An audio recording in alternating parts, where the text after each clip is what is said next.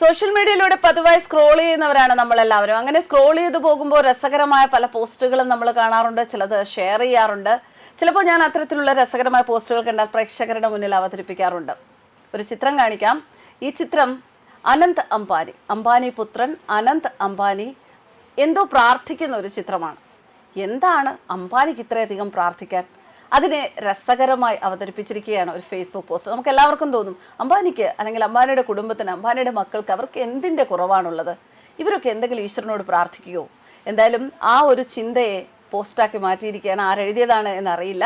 ഒരു ഫേസ്ബുക്ക് പ്രൊഫൈലിൽ വന്ന ഒരു പോസ്റ്റാണ്. ഇഷ്ടം തോന്നി, അപ്പോൾ അതിവിടെ പ്രേക്ഷകർക്ക് മുന്നിൽ അവതരിപ്പിക്കാമെന്ന് വിചാരിച്ചു. പോസ്റ്റ് വായിക്കാം. മച്ചാൻ വെള്ളി സ്പൂണുമായി അല്ല, വായിൽ സ്വർണ്ണ സ്പൂണുമായിട്ടാണ് ജനിച്ചത്.